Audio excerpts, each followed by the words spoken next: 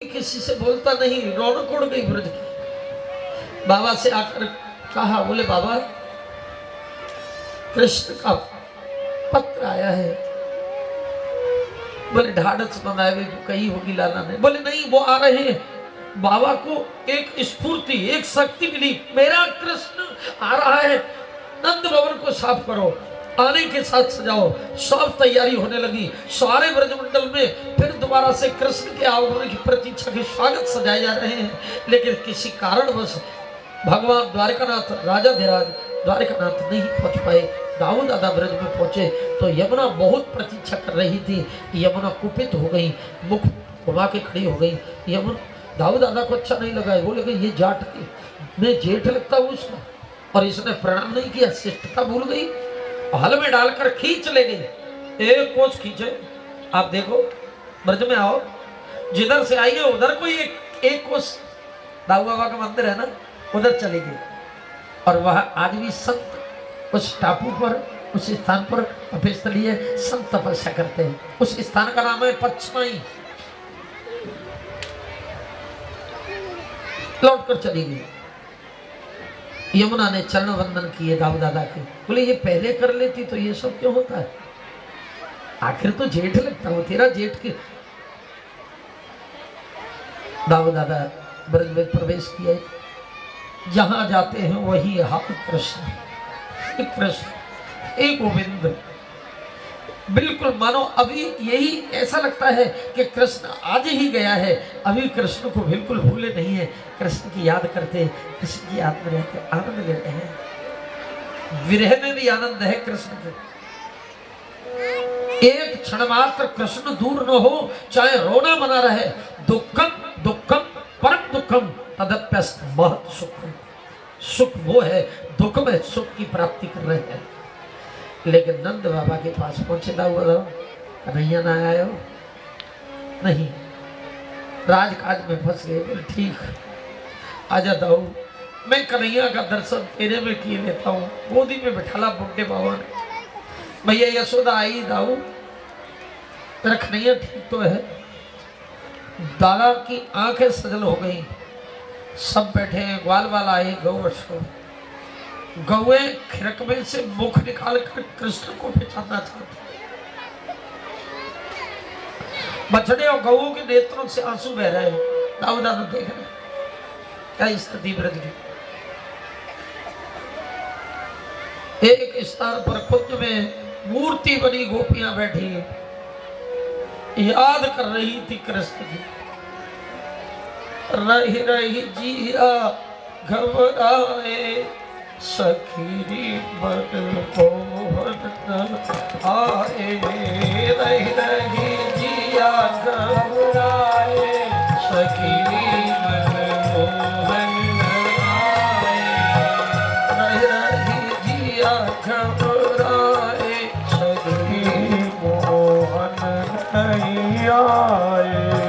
रही रही जिया घबराए, सखीरी मन मोहन न आए। मोहन आए, मन मोहन आए।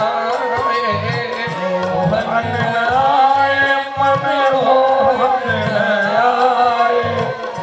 मोहन आए, मन मोहन आए।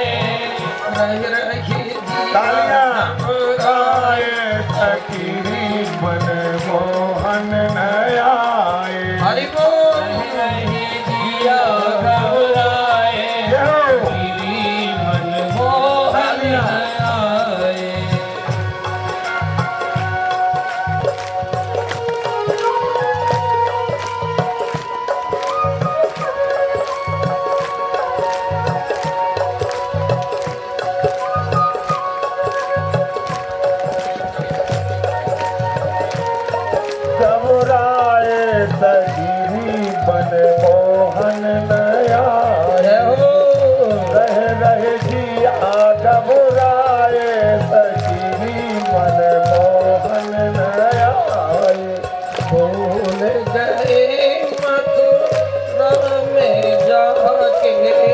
भूल गए मथुरा में जाके। जाके संग प्रीत लगा के, तुम जाके संग प्रीत लगा के, कौन इन्हें समझाए सखी मनमोहन नया, कौन इन्हें समझाए सखी मनमोहन नया, रही जिया घबराए सखी राधे मोहन नया, रही जिया घबराए सखी मनमोहन नया।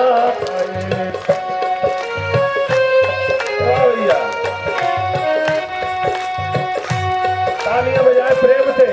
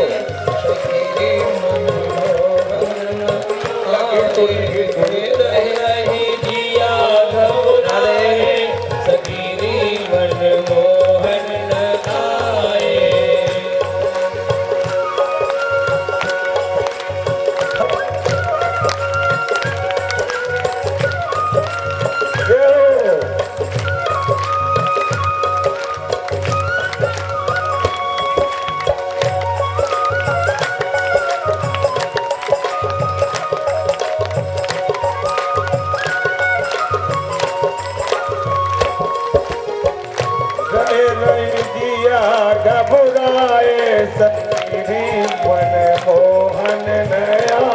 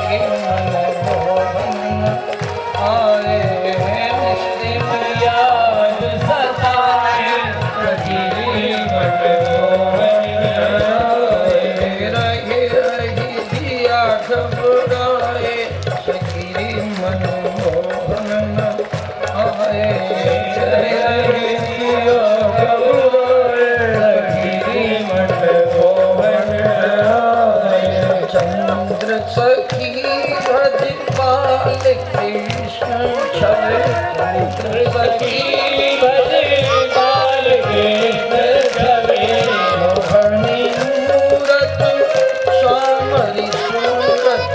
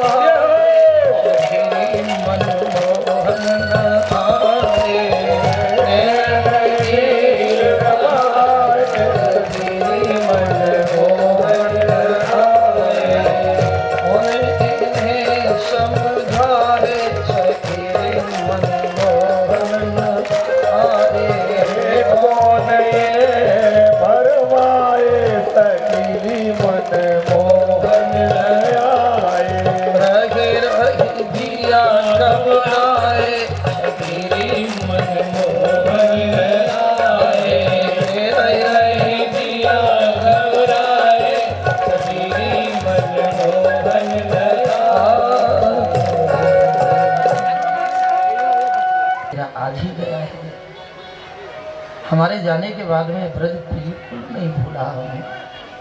और उस समय क्या भूलता, उस समय तो ज़्यादा से ज़्यादा 50-40 वर्ष हुई होंगी, आज 5,500 वर्ष हो गई हैं। आज भी ब्रज में तुम अनेक संतों को इस तरह से देखोगे, कृष्ण की याद में सुबह से लेके शाम तक आंसू बहाते रहते हैं। कृष्ण धीरे धीरे ब्रज वृंदावन सोने लगता है, आ जाओ गोविंद, उसके बिना जीना भी नहीं। जब तक जीवन में कृष्ण नहीं तब तक ये तन अधूरा है, अपूर्ण।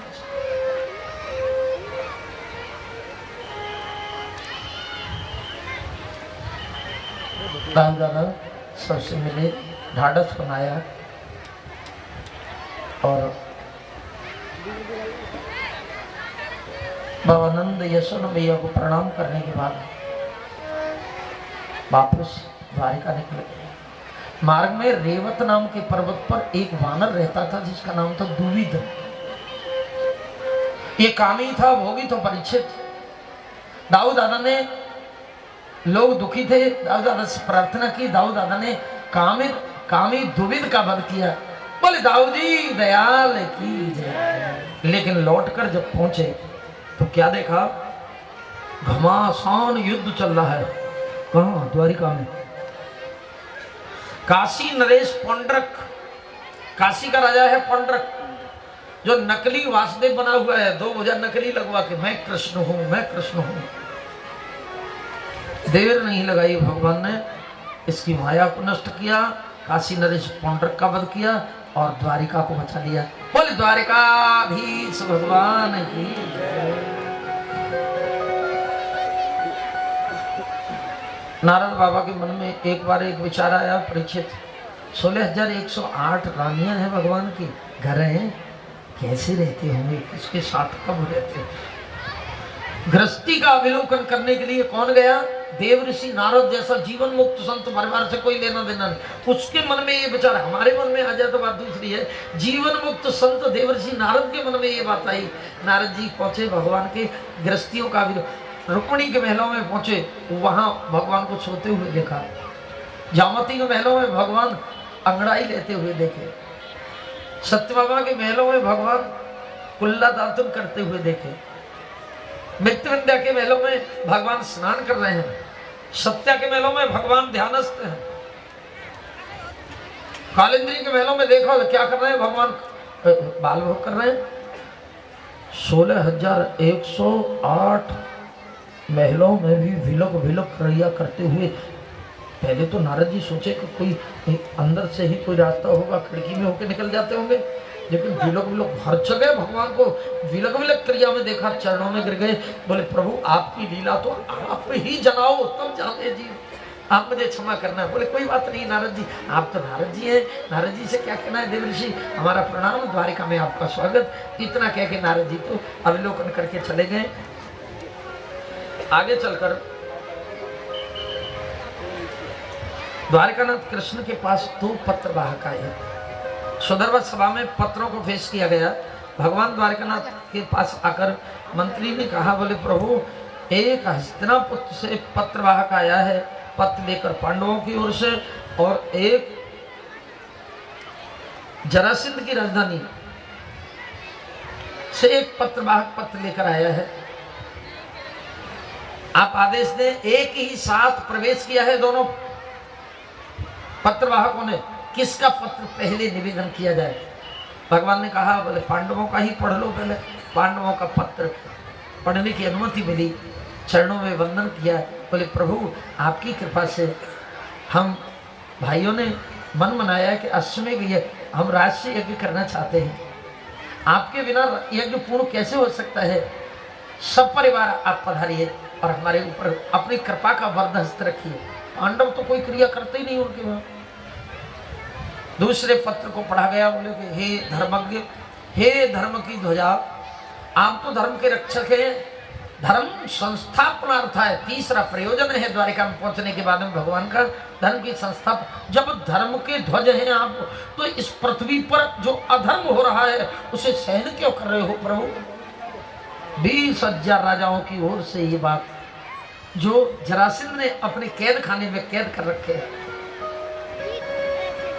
हमें इससे गए बंधन से मुक्त कराइए भगवान। 20,000 राजाओं की तरफ से ये सूचना मिली, मंत्रणा किया गया। पहले कहाँ है जाना चाहिए? पारित तो हो गया कि पहले हस्तिनापुर जाना है और हस्तिनापुर से फिर देखा जाएगा कि फिर कहाँ।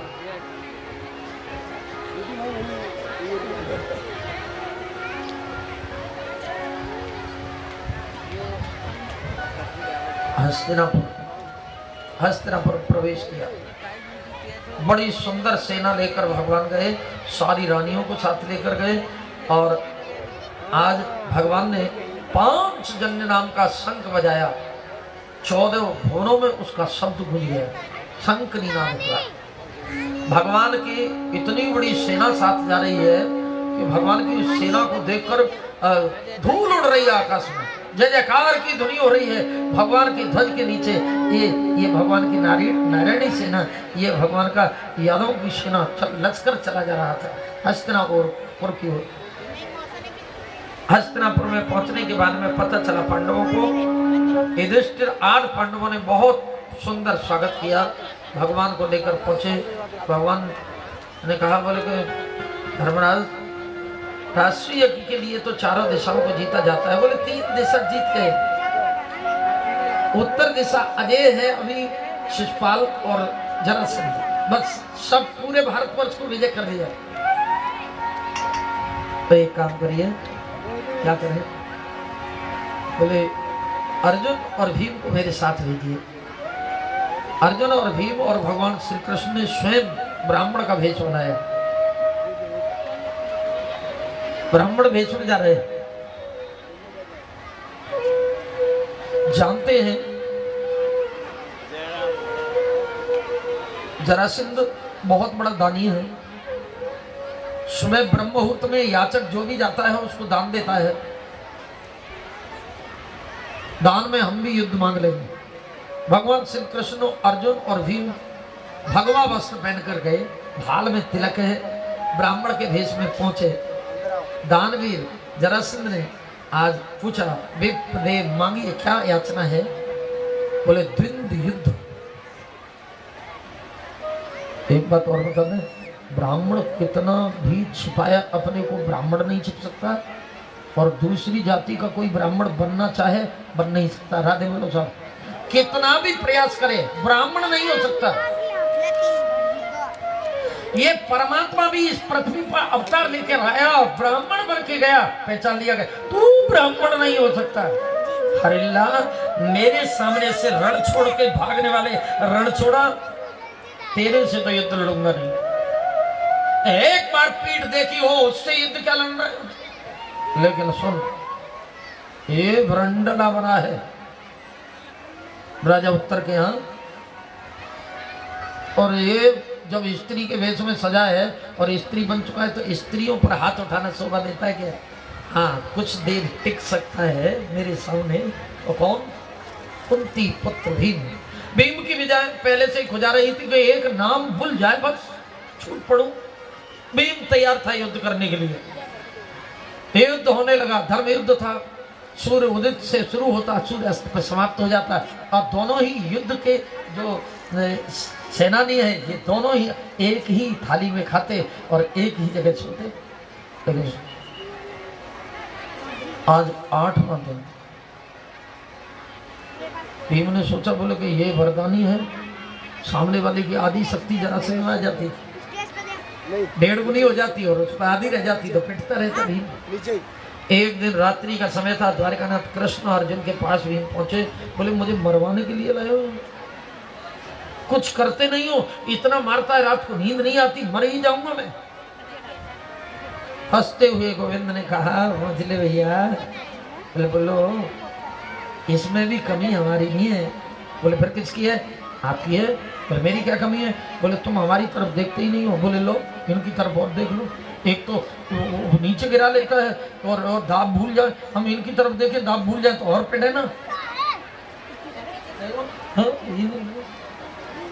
बोले नहीं, एक बार आज युद्ध में विलोक मम हो रहा। बोले तुम कहते हो तो ये करके एक दिन और पिट लूंगा, कोई बात, लेकिन कल शाम को हस्तिनापुर भाग जाओ। अरे ऐसा मत करियो भैया, युद्ध में से भागेगा नाक कट जाएगी और वीरों का अपमान होगा। तू क्या करता है? बोले बहुत पिटाई होती है मुझे मालूम, सारी हड्डियां, एक दिन न हो तो तुम में से कोई चले जाओ। इतना कष्ट देता है वो। भीम तो रोज पिट लेते, आराम से खा लेते, सो जाते, उसकी थाली कभी खा जाते, जाते बोलो साहब। आज युद्ध शुरू हुआ और युद्ध शुरू होने में नीचे पड़े हुए भी एक ही दाम में नीचे, और खूब जब पड़ रहे थे, बोले द्वारिकानाथ ने कहा था मेरी ओर देखना, जब तक जीव का मुख भगवान की ओर नहीं होता, राधे बोलो, पराजित रहता है साहब। भगवान की ओर जैसे ही मुख होगा, जैसे ही मुड़ेगा, विजय होगी। जब तक जीव अपनी अपनी अपनी शक्ति पर बल रखता है, चाहे द्रौपदी हो और या तो गजराज हो या तो भीम हो, विजय मिलने वाली नहीं है। लेकिन आज नीचे पड़ा हुआ असहाय कृपा दृष्टि से और देखा द्वारकानाथ के, ये तो शक्ति का स्रोत है ना, ऊर्जा पावर का स्रोत है, शक्ति का दाता। जैसे ही देखा अपरिमित शक्ति का संचार हुआ, भीम में अपरिमित शक्ति आई। जय श्री कृष्ण, खड़े हो गए, पटक दिया नीचे जरासंध को, दाहिने चरण पर दाहिना चरण रखा और बाएं चरण पकड़ के चर्र से चीर दिया, फेंक दिया। फिर जुड़ गया, फिर युद्ध होने लगा, एक एक करके 20 बार ऐसा हुआ।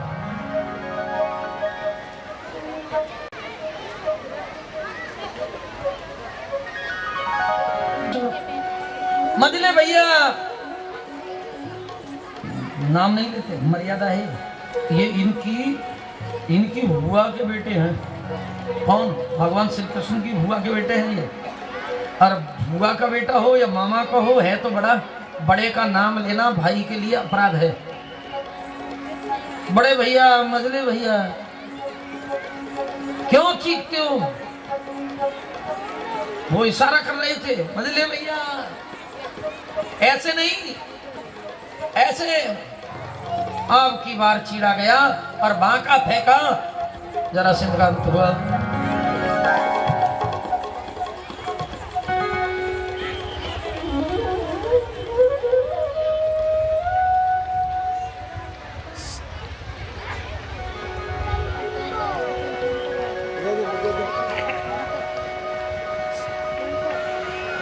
इसके पुत्र जरासंध के पुत्र को ही गिरिव ब्रज का राजा बनाया। वहां से कुछ धन राशि योगी के लिए लेके आए। भगवान अपने दोनों प्रियों को लेकर हस्तिनापुर वापस आए। हस्तिनापुर में सारी की सारी यज्ञ का व्यवस्था की। 3 लाख पत्र गए परीक्षित, 9 लाख बिना बुलाए आ गए। राधे बोलो, यज्ञ में आएंगे, हमारा निमंत्रण नहीं जाएगा तो भी आएंगे। यज्ञ में तो होता है। 12 लाख लोगों की व्यवस्था हस्तिनापुर में करना तो केवल द्वारिकानाथ की कृपा है।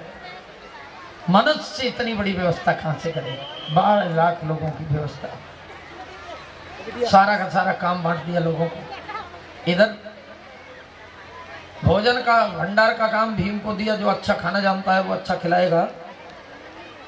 कोषाध्यक्ष वित्त मंत्रालय दे दिया किसे?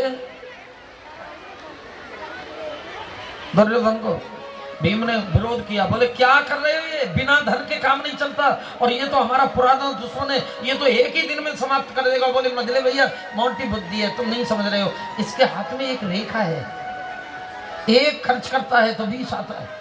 बोले जल्दी बना दो, इसी को बना दो, इसी को बना दो, ठीक रहेगा ये, एक खर्च 100 खर्च करेगा तो 20,000 आएगा, बढ़िया रहेगा।